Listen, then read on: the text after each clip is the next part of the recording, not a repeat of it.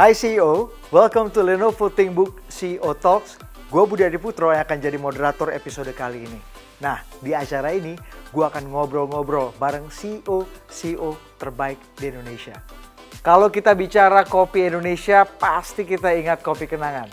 Nah, hari ini gue akan ngobrol online bareng Edward Tirtanata, CEO Kopi Kenangan, yaitu Top of Mind Awareness nomor 1 kategori kopi susu Grab and Go di Indonesia.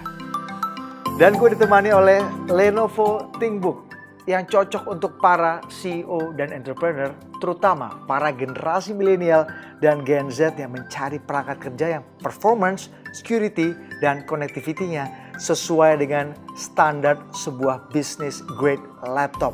It's built for business and designed for you. Kali ini kita akan ngebahas Grab and Go Coffee Business Culture. So, let's meet Edward.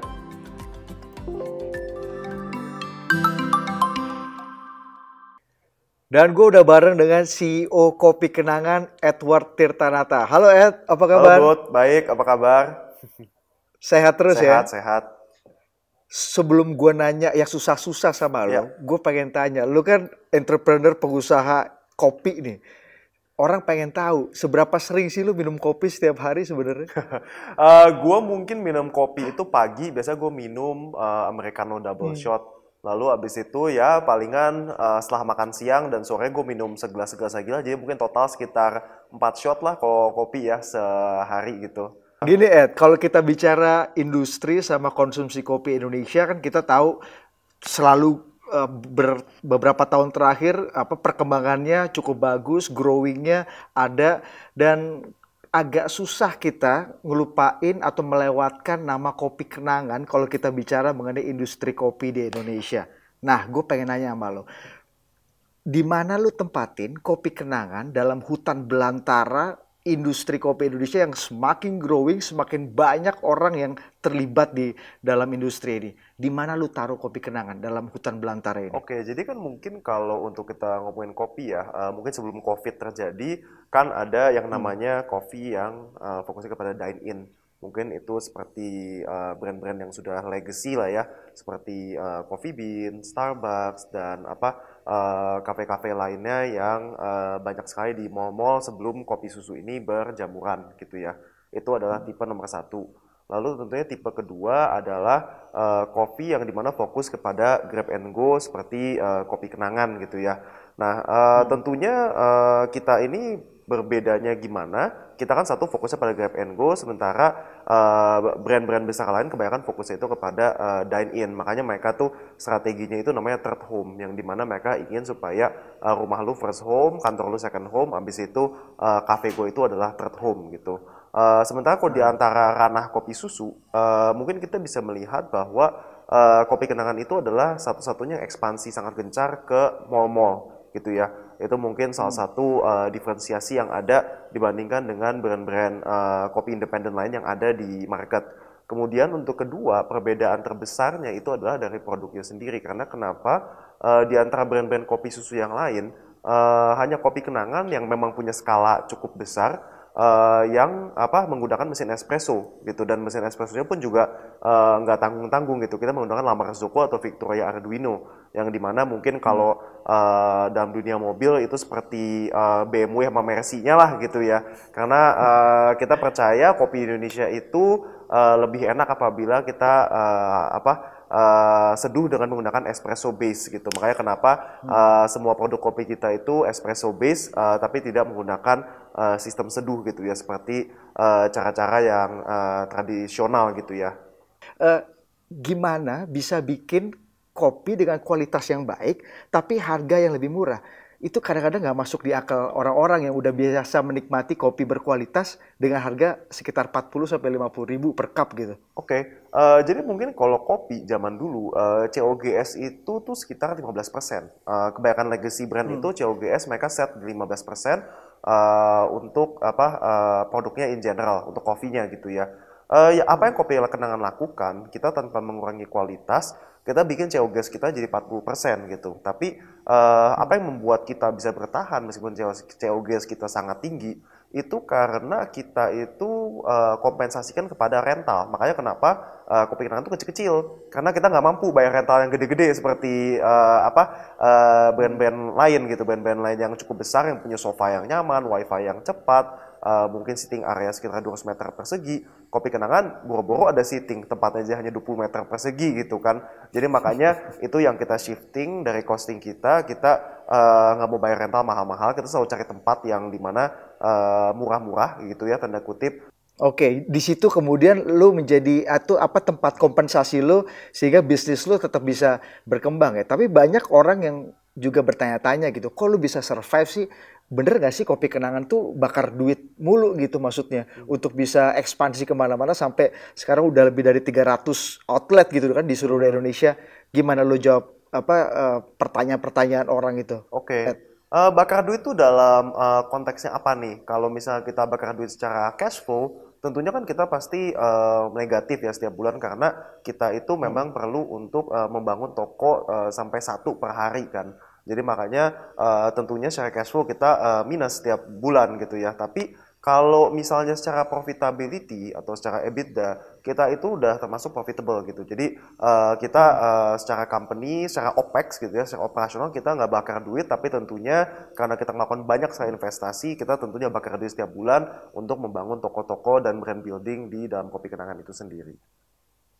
Nah, menarik nih kalau kita bicara mengenai lu membangun kopi kenangan, namanya aja udah top of mind banget tuh kopi kenangan, apalagi salah satu menunya yang paling diinget orang-orang kopi kenangan mantan tuh kan Ed ya. Lu boleh cerita Ya. sedikit gak? Apa sih yang latar belakangnya sampai lu bisa namain gue pakai kopi kenangan deh dan salah satu menu favoritnya tuh macem-macem dan itu akhirnya lu jadi trendsetter. Banyak juga yang niru-niru yang punya nama-nama unik dan spesial gitu kayak kopi kenangan. Coba lu kasih tahu ceritanya ke kita. Oke, jadi mungkin dulu pada saat tahun 2017 gue liatin kan semua orang bikin kopi itu namanya yang tanda kutip cool gitu ya, keren-keren gitu ya. Keren gitu ya. Sementara kalau gue liatin branding itu kan sebenarnya intinya adalah kita harus berbeda gitu ya dengan kompetitor kita. Makanya gue waktu itu membuat sebuah move yang cukup radikal gitu ya.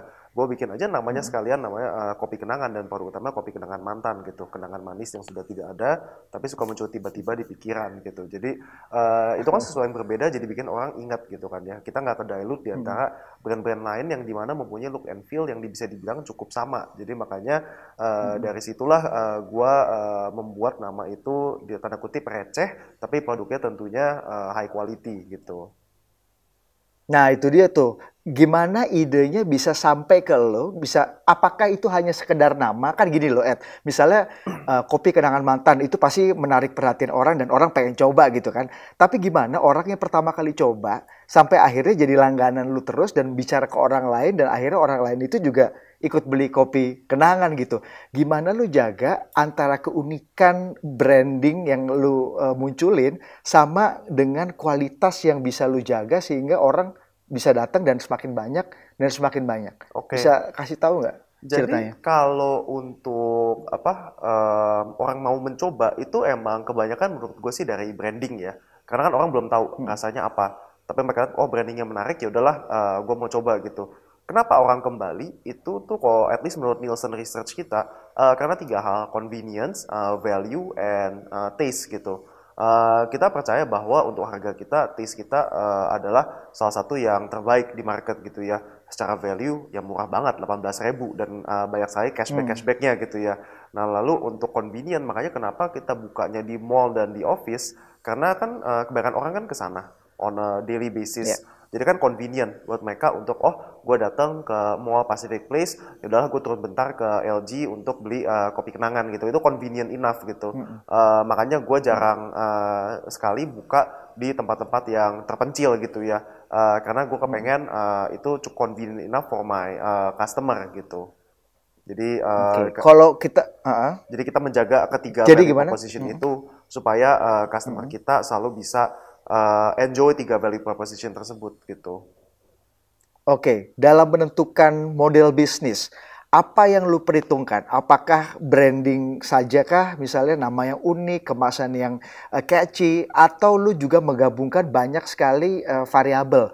Bagaimana lu menggabungkan antara customer behavior misalnya, atau mungkin analisa data dan juga model bisnis serta teknologi. Gimana lu menggabungkan banyak variabel-variabel penting jadi sebuah formula bisnis dan akhirnya bisa berdiri nih 310 outlet sampai April 2020. Oke, jadi dalam sebuah bisnis itu kan tentunya variabel itu banyak sekali ya, dan I think it comes down to your mentality. Mentalitas lu tuh apakah lu adalah seseorang yang believe in the detail gitu kan, the devil's in the detail. Jadi makanya kenapa di dalam Kopi Kenangan kita pikirin hampir semua aspek yang udah ada di dalam toko kita gitu. Seperti misalnya gue menggunakan mesin kopi Victoria Arduino gitu misalnya.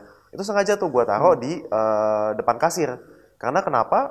Itu kan sesuatu yang menarik gitu ya, sesuatu yang bahkan digunakan oleh Starbucks Reserve gitu misalnya. Karena dengan menunjukkan hal tersebut, hal-hal kecil tersebut kan tentunya customer jadi melihat, oh oke, ini bikinnya serius gitu, nggak main-main. Mesin kopinya aja benar-benar top of the line gitu ya. Lalu misalnya dengan susu gitu kan, kita jualnya kebanyakan kopi susu. Kita menggunakan susunya itu Greenfield gitu, Greenfield yang dimana orang tahu oh susu mahal gitu. Jadi makanya kenapa itu pun kita pakai dan kita display di kasir kita untuk menunjukkan kepada customer bahwa oh kita tuh benar-benar menggunakan quality. Lalu kemudian kita melihat unicorn seperti Gojek, Grab, Tokopedia telah membuat sebuah behavior shift gitu ya. Orang udah terbiasa untuk order sesuatu melalui online gitu. Jadi makanya kenapa kita membuat aplikasi supaya untuk membuat customer kita menjadi lebih mudah untuk membeli kopi kenangan.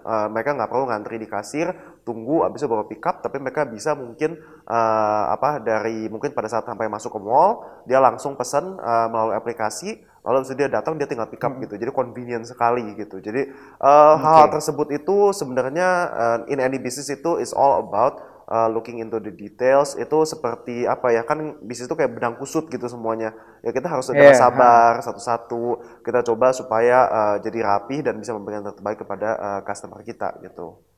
Nah, banyak entrepreneur yang mungkin nggak sabar tuh mengurai satu persatu benang kusut itu. Lu, apa yang lu lakukan dan tim lu di Kopi Kenangan untuk bisa sama-sama nih, ayo kita duduk bareng, kita collect data dengan cukup baik sehingga benang kusut yang selama ini ada itu bisa kita urai satu-satu tuh, Ed. Oke. Apa sih strategi dan kiat-kiat lu tuh?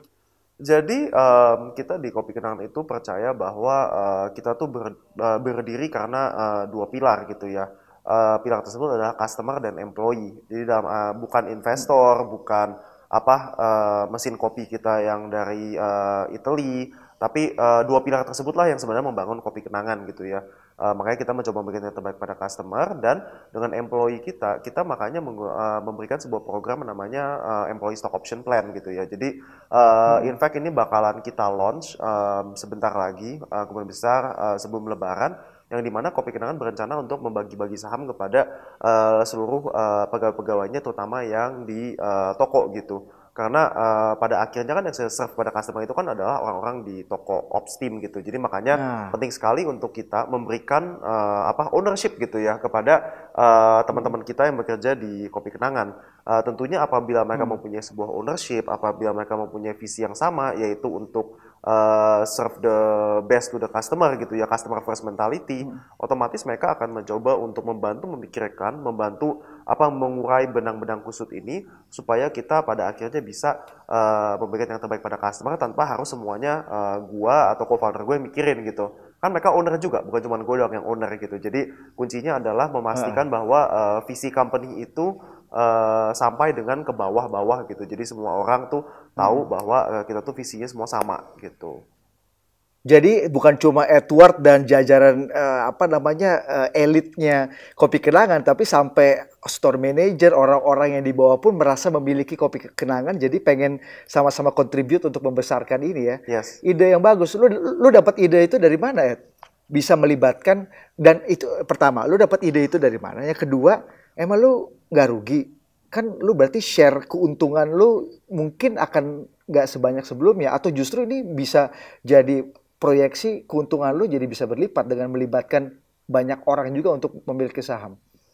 Ya, benar sekali. Jadi dengan kita memberikan saham tersebut dengan harapan bahwa teman-teman kita di lapangan ini bisa sama-sama meraup untung bersama gitu ya. Jadi makanya kenapa gua dan co-founder gue merasa rugi apabila memang yang kebanyakan bekerja itu kan sebenarnya adalah yang di lapangan gitu ya. Gue mah cuma duduk di AC santai-santai setiap hari gitu. Jadi mungkin kan tentunya sebagai seorang CEO gue harus memahami bahwa teman-teman di lapangan yang bekerja inilah yang sebenarnya berhak untuk mendapatkan keuntungan juga gitu. Bukan cuma co-founder atau jajaran elit di Kopi Kenangan gitu.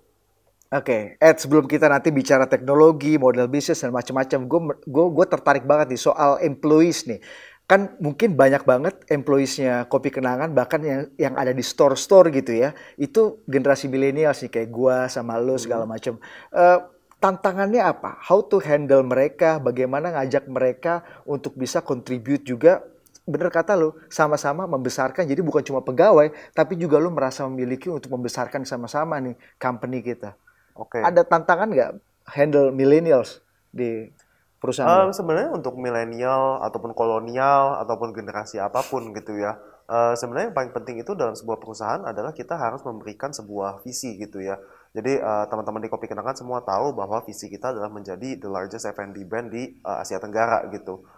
Kita punya target untuk memiliki 1.200 toko by next year dan hopefully dengan dengan mempunyai toko sebanyak itu kita bisa menjadi the largest F&B brand di seluruh Asia Tenggara. Jadi itu yang dimana menjadi visi kita dan semoga dan apabila kita teman-teman di lapangan semua jajaran employee di Kopi Kenangan tahu visi tersebut, tentunya dan mereka pun juga mempunyai sebuah insentif untuk realize that vision yaitu melalui saham gitu ya dan tentunya bonus dan sebagainya. Otomatis pun pasti kita bisa menyatukan different generation gitu karena di Kopi Kenangan itu bukan cuman milenial doang tapi tapi ada kolonial juga gitu. Jadi makanya penting sekali untuk kita mempunyai visi yang jelas dan semua orang itu bisa sama-sama menikmati keuntungannya apabila kita bisa realize vision tersebut gitu. Menarik. Jadi keuntunganlah yang salah satu menjadi insentif variabel menyatukan dua generasi yang sebenarnya di mana-mana agak sulit juga dicampurin gitu ya, Ed ya. Ya, benar. Itu jadi model bisnis baru buat lo tuh. Iya tentunya karena kalau misalnya lu kerja di suatu perusahaan gitu ya, mau perusahaan omsetnya double atau perusahaan omsetnya tinggal setengah, kalau lu nggak terima impact apapun ya tentunya lu juga nggak akan berusaha memberikan terbaik untuk perusahaan kan ya. Tentunya harus ada variabel tersebut dalam bentuk bonus ataupun saham kepada teman-teman kita di Kopi Kenangan gitu. Oke, Ed, kalau sekarang kita lihat kan Kopi Kenangan udah oke banget. 300 lebih store di di awal tahun 2020, luar biasa lah segala macam. Tapi kan tentu aja banyak orang yang nggak tahu ada cerita-cerita keringatnya, ada berdarah-darahnya mungkin, ada cerita pilunya juga. Tantangan apa yang lu hadapin selama beberapa tahun terakhir lu membangun Kopi Kenangan sampai pada titik ini? Mungkin lu bisa share ke kita gimana lu membangun kepercayaan, gimana lu membangun model bisnis, gimana lu menentukan hal-hal yang lu anggap prinsipil sampai akhirnya Kopi Kenangan bisa sampai di titik ini. Oke, jadi mungkin kembali lagi ke poin yang tadi kan pertama itu adalah visi kan. Jadi dulu pas gue bilang mungkin ke teman-teman atau ke investor bahwa gue mau jadi brand kopi paling gede di waktu masih cuma Indonesia sih, mau jadi brand kopi paling gede di Indonesia gitu. Kebanyakan orang kan ya tentunya akan ya ketawa aja lah, bercanda kali gitu ya. Masa bisa jadi paling gede gitu ya. Jadi selling that vision untuk bukan cuma untuk kepada investor tapi kepada teman-teman di Kopi Kenangan itu bukan sesuatu yang mudah, tapi dengan kita dengan kita setiap hari mencoba menjual lebih, kemudian kita juga dengan setiap hari memberikan yang terbaik pada customer, buka toko sedemikian cepatnya sampai dengan 1 toko per hari, otomatis pun orang menjadi percaya gitu. Dan tentunya dalam proses tersebut banyak sekali challenge-challenge terutama yang berhubungan dengan operation gitu ya, karena kita saat ini kan ada hampir 3.000 pegawai di Kopi Kenangan. Managing people itu kan tentunya sulit sekali gitu ya. Orang kan pasti ada yang bekerja dengan baik, tentu ada juga yang bekerja dengan buruk gitu. Jadi mungkin contoh waktu itu tuh kita di Kemang sama di area Tangerang. Dulu tuh kita pernah sekali tuh ketemu ternyata ada fraud gitu ya. Fraudnya cukup simpel sebenarnya yang mereka lakukan. Mereka terima order dari customer, ambil cashnya tapi nggak masukin ke POS. Jadi otomatis mungkin seharusnya kita jual 100 tapi perusahaan cuman yang dapatkan ke perusahaan hanya 50 gitu. Semua duitnya masuk ke kantong. Nah tentunya itu adalah salah satu challenge yang cukup berat ya dalam retail. Pasti selalu ada yang namanya fraud. Makanya dari situ Oke. akhirnya kita mengganti POS kita, lalu kita membuat peraturan yang sangat strict untuk POS tersebut, lalu dan tentunya kita terpaksa harus memecat satu area gitu waktu itu. Karena ya Wow. gimana, itu kan udah kanker gitu, udah niatnya buruk gitu. Jadi makanya kita terpaksa harus memecat satu outlet gitu. Dan itu adalah sebuah keputusan yang Iya. kita harus lakukan. Jadi dalam perusahaan kan nggak bisa semuanya tuh carrot gitu ya atau insentif, tentunya harus ada punishment juga. Sebuah perusahaan kalau nggak ada insentif dan punishment nggak akan bekerja dengan baik dan benar gitu ya. Dan itu jadi pelajaran lo banget ya dalam memanage kopi kenangan ke depan untuk bisa mengeliminir potensi-potensi fraud dan macam-macam kegagalan tadi gitu untuk bisa maju. Gue pengen Ya, nanya nih soal teknologi berarti. Kalau gue baca kan lu ingin mewujudkan kopi kenangan ini jadi new retail environment di mana boundaries antara offline dan online itu bisa hilang. Salah satu caranya, obatnya, vitaminnya adalah teknologi. Gimana lu memanfaatkan teknologi dalam pengembangan kopi kenangan? Karena kalau kita bicara tukang kopi nih, industri kopi, ya lu pasti baristanya harus jago, biji kopinya harus berkualitas, kopinya harus enak. Yang ada di pikiran kita kan gitu. Tapi kenapa lu juga memanfaatkan faktor teknologi jadi variabel yang sangat penting dalam pengembangan kopi kenangan? Bisa cerita nggak, Ed? oke. Jadi seperti yang gue ceritain juga kan kita ini kan melalui karena jasa-jasa dari unicorn founder seperti Nadim, William dari Tokopedia itu kan customer Indonesia itu jadi sangat terbiasa ya untuk melakukan segala sesuatu itu digital gitu ya. Gue hampir setiap hari itu kayak beli sesuatu dari Tokopedia dan makan dari Gojek gitu ya. Jadi melalui melihat behavior shift tersebut kita harus menyadari bahwa orang tuh senang membeli sesuatu melalui layar handphone gitu. Makanya kenapa kita sampai membuat engineering team, kita sampai punya kantor di Beijing supaya kita bisa memastikan bahwa kita mempunyai teknologi yang baik dan benar gitu ya. Supaya customer itu jadi lebih mudah gitu untuk membeli segala sesuatu di Oke. kopi kenangan gitu. Mereka nggak perlu untuk antri, mereka tinggal datang untuk order melalui HP, mereka datang tinggal pick up gitu. Dan soon di kopi kenangan juga bisa orang dari rumah mereka bisa membeli kopi kenangan melalui aplikasi langsung nanti diantar ke rumahnya gitu. Oke, jadi teknologi itu jadi faktor penting ya untuk pengembangan bisnis. Gak cuma kualitas kopi, mesin yang canggih tadi lu bilang, employee yang juga bekerja dengan hati, tapi faktor teknologi jadi penting. Ed, kita pindah ke topik yang lain juga mengenai kolaborasi. Ini penting banget. Jadi zaman sekarang katanya kompetisi itu dikalahkan dengan kolaborasi. Bagaimana kopi kenangan bisa membangun atau lu berpandangan perspektif lu mengenai kolaborasi? Apa yang udah lu lakukan dan bagaimana lu memandang kolaborasi ke depan untuk pengembangan bisnis lu? Oke, jadi benar banget. Emang kalau yang namanya kolaborasi itu penting banget gitu ya.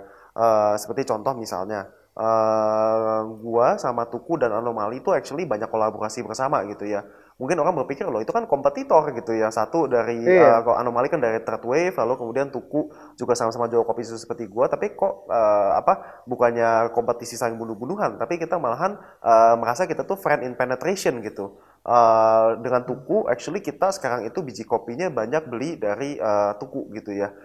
Jadi Tuku atau Tio itu adalah the one yang roast kopi untuk kita. Karena kita berdua sama-sama mempunyai keyakinan dalam quality gitu. Tuku menurut gue adalah suatu brand yang dimana kopinya pun juga enak gitu. Makanya kenapa kita berkolaborasi bersama dan roast biji bersama dengan Tuku gitu. Lalu kemudian Oke. untuk anomali, gue percaya bahwa teman-teman di anomali itu knowledge dan skill kopinya tuh sangat advance gitu. Jadi makanya akhirnya kita decide bersama dengan anomali, kita trainingkan orang kita ke anomali gitu. Jadi makanya dengan wacana tersebut, otomatis pun si Rio atau Agam tuh bukan melihat bahwa oh gue training kompetitor gue, tapi mereka melihat bahwa oh kita tuh fan and penetration, gue pengen training orang-orang lu yang dimana kan kita emang butuh sekitar 300 orang setiap bulannya, jadi otomatis ya perlu ada yang training gitu, makanya kita sarankan kepada Anomali supaya mereka bisa belajar dengan baik dan benar gitu. Nah, ide ini muncul dari awal bahwa lu berpikir kolaborasi dengan event yang kita anggap kompetitor utama Kopi Kenangan itu, lu itu ide dari awal atau memang lu akhirnya belakangan menyadari bahwa kolaborasi itu memang harus dilakukan untuk bisa sama-sama survive dalam industri ini? Ya, emang dari awal sih gue masa kolaborasi itu sesuatu yang penting dan terlalu berpikiran bahwa semua orang kompetitor pun juga tidak baik. Kalau kayak gitu mungkin musuh gue jadi banyak banget, ratusan. Buat apa gitu? Kayaknya cuma bikin hidup jadi lebih pusing, jadi nggak bisa tidur malahan nanti.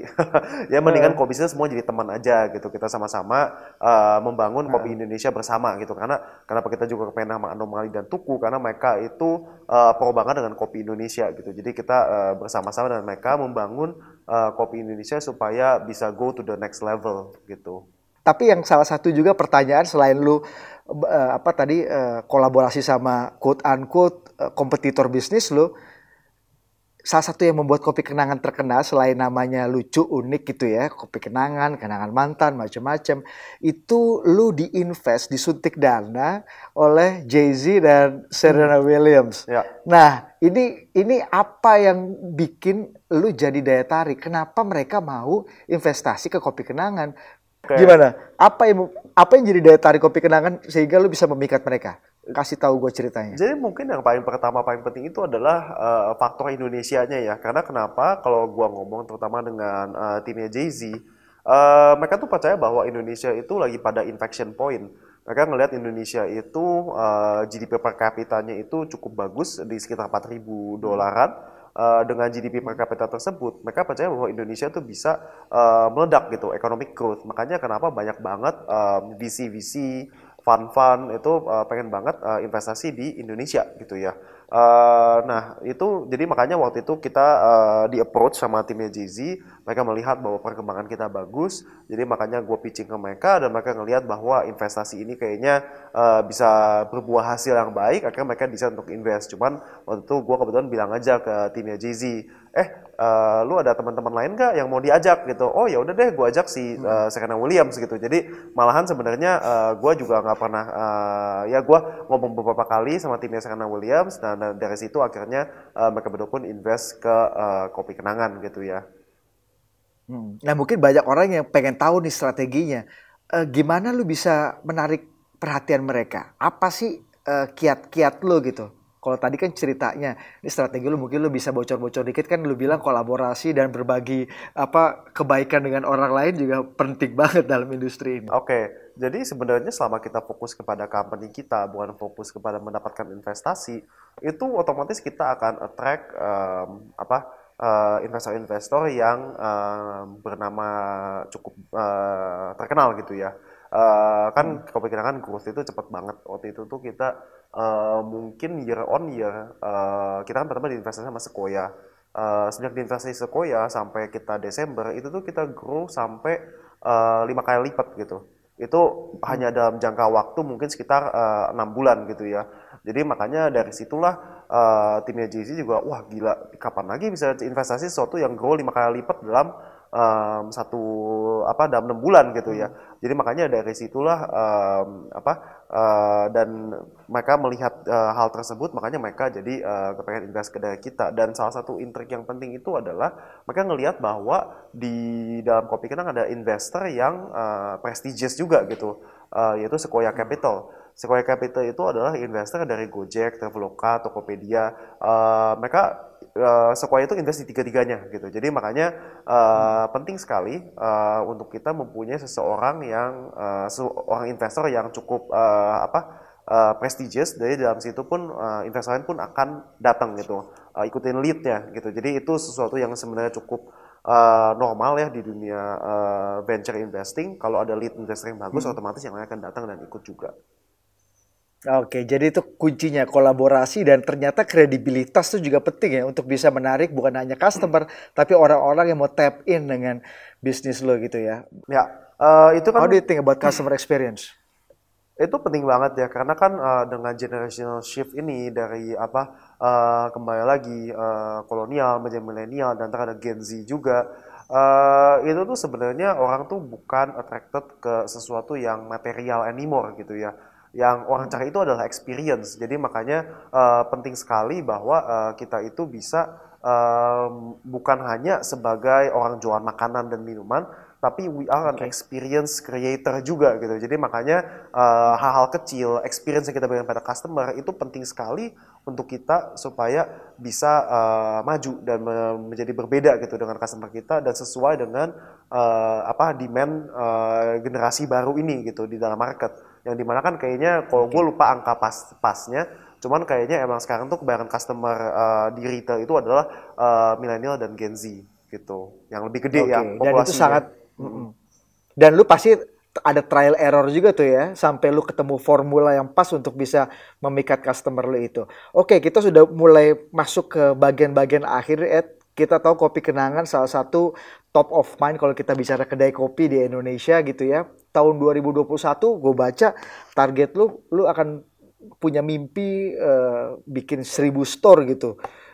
Mungkin di Indonesia mungkin lu juga bisa expand ke tempat-tempat lain di luar Indonesia. Apa mimpi lu terkait dengan Kopi Kenangan dalam beberapa tahun ke depan? Mimpi gue untuk Kopi Kenangan beberapa tahun ke depan itu sebenarnya cukup simpel sih. Gue pengen Kopi Kenangan itu bukan cuma ada di Indonesia, tapi ada di seluruh Asia Tenggara juga gitu ya. Di seluruh Asia Tenggara dan ujung-ujungnya kita berharap bahwa kita tuh benar-benar jadi brand yang paling besar juga gitu. Mempunyai 1.000 toko by 2021 dan hopefully by 2022 atau 2023 kita bisa IPO. Sebenarnya rencana gue IPO itu 2022, tapi mungkin karena situasi sekarang kita harus pending dulu ya. Kita harus lihat dulu marketnya lagi bull atau bear. Jadi banyak faktornya, makanya gue decide visi tersebut bukannya hilang, tapi kita harus mengikuti keadaan zaman dan semoga kita bisa ganti ke dan semoga bisa tercapai dalam waktu dekat ini gitu.